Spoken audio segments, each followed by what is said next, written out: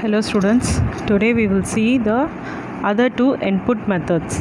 Okay, so the first one is by using the input stream reader class. Before itself we have studied about this, but again I will tell you. Okay, now we are going to assign the value by using the input stream reader class. That is, we are going to get the input using this streamer class, and then we are going to assign that value to the array. Okay, so first this is your array declaration. Since we are going to assign the value after getting the input from the user, first we are going to declare the array. Okay, what size it is going to be, first we are going to declare it, and then only we are going to assign the values. Okay, so this 3 is your rows, 3 rows, and 4 is your columns. That is 3 rows and 4 elements. Okay, 4 elements. Your column indicates the number of elements in each row. Okay, so totally 12 elements will be there in your array. Okay, so how many ever number you are giving here, the multiplication of the both numbers gives you the number of elements present in that array. Okay, so now we will go to the program. This is first import java.io, then class name, then is your main function, then input stream reader. This is your stream reader class, and we are going to create a object to read the data. So this is read is your object, any name you can give. Here they have given read and new input stream reader class. This is the what syntax to create the object, right? And this system.in is used to read the data from the keyboard. Then buffered reader, then whenever we use this stream reader class, we will be using the buffered reader. Have already told for why we are using the buffered reader. So we are going to create the object for the buffer reader. This is the syntax, and this through this object only we can read it from the buffer. So this object, whatever object name is there, that should be coming here. Okay, next they have declared the I and j for the for loops. Okay, then int m, and this is your array declaration, and 3 into 4, so 12 elements we are going to say, and this 3 indicates your rows and 4 indicates your columns or number of elements in each row. Okay, then system.out.println, you are asking the user to enter the numbers one by one. So now we are going to, as the user enters the elements, now we are going to take that elements and assign it to the array. Okay, for that we have to create the for loops, because we have to accept these many values. So for you are going to create this for loop. So one for this rows, for I is equal to 0, I less than 3, and I plus plus, because 3 is there. So how many elements will be stored? 3 elements will be stored, since we are starting it from 0, 0, 1, 2. So 3 will be there. So we are giving I less than 3, I plus plus. Then for your columns, that is number of elements in each row. For j is equal to 0, here it is 4 is there, so we have given 4 here. Now if m of I comma j, okay, this is m of I j, means for now the value of I will be 0, and next for j value will also be 0 in the first iteration. So 0, 0 in that place, that is m of 0, 0, the first element which the user give, that is the enter into the system, will be your first element stored in m of 0, 0. Okay, and this integer.parse int dot read line is to convert the given integer into a integer. Okay, because we are using input stream reader class, or every input whatever you input will be taken as a character or a string. So to convert it into an integer, we are using this integer dot parseInt n dot read line. Okay, so that is the reason we are given this line here. So we are assigning this value to the rm array. Okay, so in 0 0 first value will be saved. See here. So for the first iteration I is equal to 0. Okay, for first iteration of I, that is for loop I, now j value will be 0. Okay, after when it is in the first iteration, it goes to the next for loop where j value is 0 and your m value will be m of 0 0. The first entered element is 10, so 10 will be stored here. Next, for the next iteration of j loop.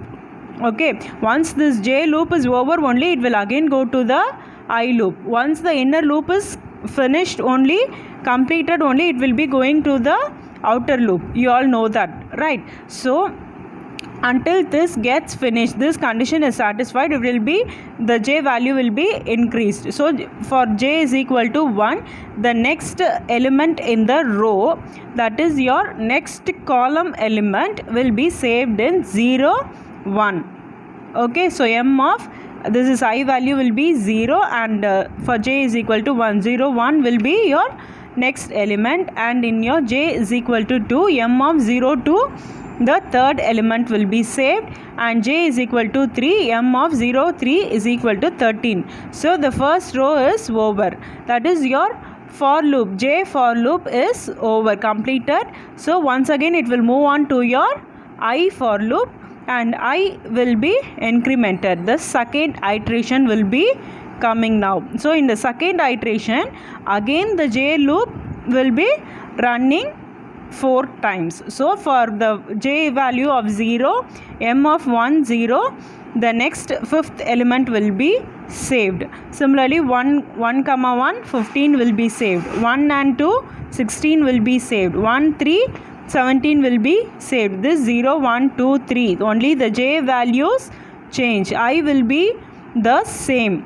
Okay, j value alone changes now because j is the inner loop. Once the inner loop is over, again it came to 3 and the condition will be satisfied, so it will be completed and it will come out, and again it will go to the I loop. Now I loop will be having the third iteration, so I is equal to 2 and j is equal to, again it starts from 0, 2 comma 0 is equal to 18. So this will be your 9th element.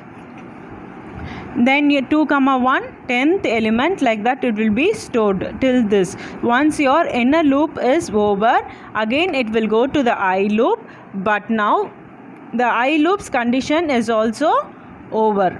Okay, it has also been completed, so it will come out of the I loop and start printing. See, once the I loop is also over, it will just come out of that, and the next statement is system.out.println the elements in the cells are. So we are going to print the elements which we got it as input. Okay, so we are going to print it, and now we just got the input directly one by one we got it, but now we are going to print the elements in the matrix form. Okay, can you see this? See, we are going to print the elements in the matrix form, but we got it in this way, but we are going to print it in the matrix form. To how to print it in the matrix form is, again we are going to take two loops, two for loops, the outer loop and the inner loop. Outer loop is your rows and the inner loop is your number of elements or number of columns. Okay, so system.out.println, see here we assign the value to the array, but now we are going to print the values out. Okay, from this array we are going to print the values out. So system.out.println m of I comma j. Similar process is going to happen. See, for first iteration I is equal to 0, j is equal to 0, 0 0. In 0 0 which element was saved? 10. And so now see your output. the first element will be your first element in this matrix, and see the second input will be your second element here also. So once the 4 elements, since j is less than or equal to 4, so only 4 elements are allowed in a row. So once this for loop is over, see here we have given system.out.println, and see here we have not given println here, only print is given, so that your elements will be printed side by side. If you give ln here, you will be having the elements printed like this only. You won't be getting it in the matrix form like this. Okay, if you give print ln here itself, I am saying here itself, if you give the print ln, then your output will be displayed in this format only. So to get it in the matrix form, we have to give print here, and once this row is over, that is your inner loop is over, you have to leave a line, you have to go to the next line, so that you are giving system.out.println, then only you will be getting it in the matrix form. So again you know the execution, but once again I'll say you have to type the program, then save your program with the class name, then you are going to right click and open the call method, but here we are not going to enter any of the values. So okay, in input stream reader will be entering here only, in the terminal window only will be entering, not in the method call. So just click OK, come to the terminal window and enter the values one by one. Okay, if you enter the values one by one, automatically it will be showing you like this, because we have written in the program to print the elements like this, it will be showing the output for you like this.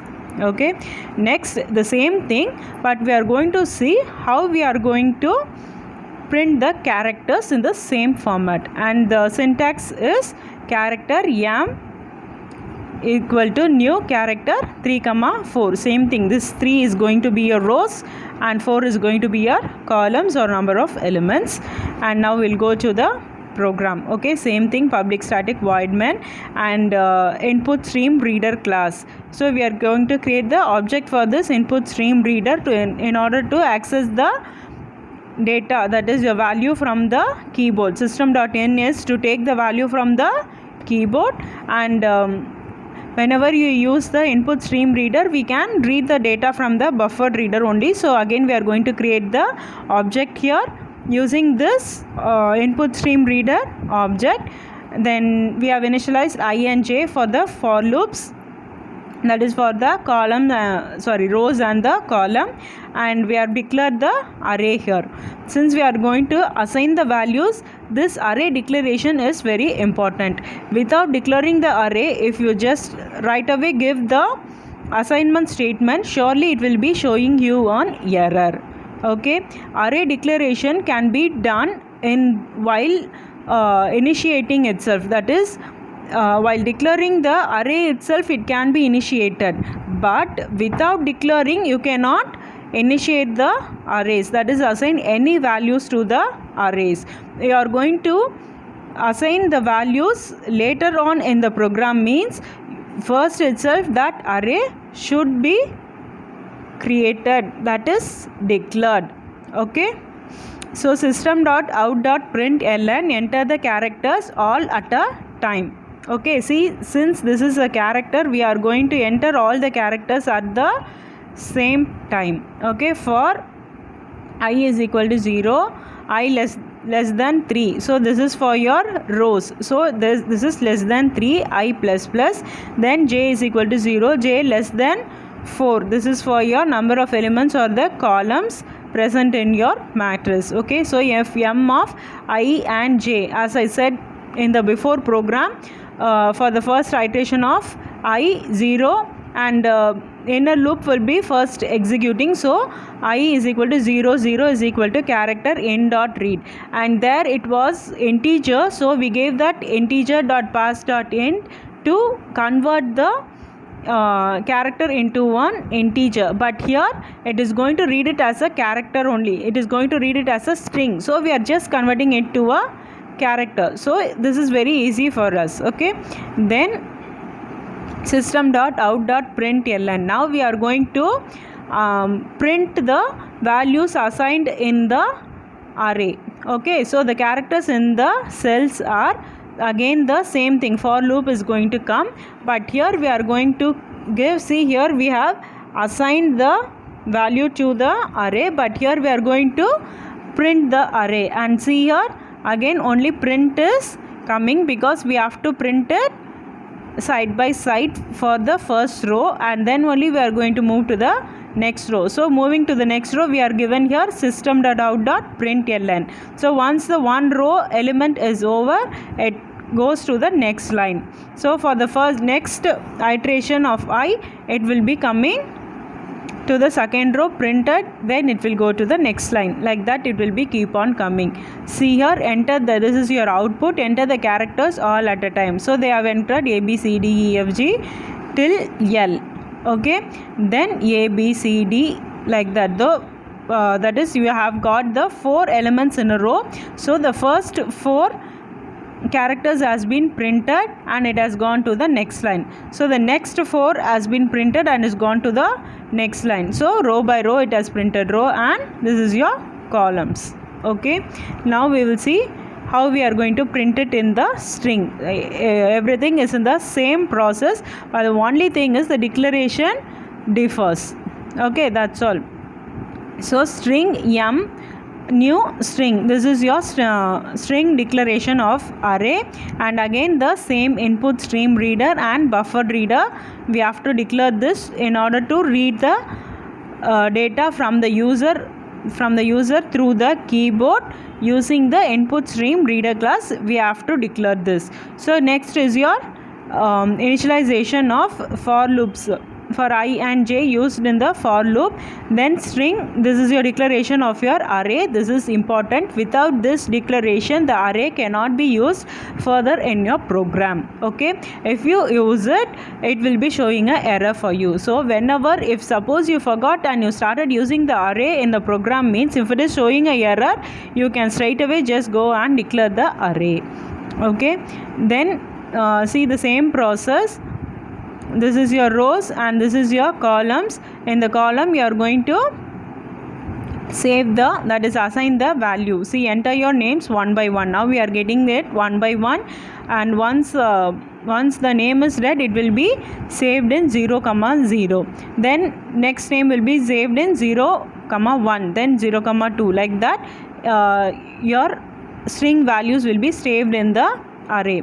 Then we are going to print the names as in the matrices. Okay, as in the before programs, how we printed in the matrix form, again we are going to print it in the matrix form. So again we have to give this for loops to print the programs. The same thing again and again I am repeating. Only print is given here to print the values side by side. And next, to go to the next row, we have given system.out.println, and here they have not shown the output, but if as the name you enter one by one, like how in integer form, see in this integer how we entered the integers one by one, like that you have to enter the name one by one, and like this your names will be, instead of 10 a name, instead of 11 a name, like this in the matrix form, that will be printed for you. Okay, the output will be like that only. And by using the scanner class, in scanner class it is similar, it is the same as we do it before, and the same thing. First we have to declare import java.util.star to use the scanner class. Within this util package you cannot use this scanner class. So first thing is you have to import the java.util package, then you have to declare the scanner class. That is, in the place of input stream reader we are declaring here, no, in this place we will be declaring the scanner class object. Okay, then the system.in is of the same thing. We are going to read the data from the keyboard. Through the keyboard only the user is going to give the input, and from there only we are taking. So to take it from the keyboard we have given the system.in. Then the same syntax and all is not going to change. Okay, so int array new int, they have given 2 rows and 3 columns. So 2 rows, and in each row you will be having 3 elements. So now total elements is 2 into 3, 6 elements we will be having. Okay, that 3 into 4 was there, here 2 into 3, so you will be having 6 elements. So use 2 loops in such a way that the outer loop defines. Yes, the same thing, the outer loop will always be defining you the rows, and the inner will be defining you the column, that is number of elements you are going to save in a single row. Okay, and the same thing, same format only you are going to assign, but the only thing is this statement differs. In input read, that is input stream reader, we will be using integer pass or float pass, or in character means directly like that. We have to, here we have to in dot next int. Okay, to in order to convert the character to a integer format, we'll be using here next int, and for character means just the next function we'll be using. Okay, so the same format only, no difference in that, concept is same, only this few lines and this import statement and this scanner class statement alone differs. All other, see, array declaration, everything will be same for everything. Okay, then is your difference between the single dimensional array and the double dimensional array. In single dimensional array, we have only the x-axis, that is only one number. Whatever is there, you will be just printing it in the straight line. You cannot print it 1 2, then the next line 1 2, like that you cannot print it. Okay, then it is represented along x-axis and y-axis. You have 2, see here you have 2 subscripts, and you can give it in the like this, in this form. So 2 rows and 3 columns. Okay, like that. So x-axis and y-axis.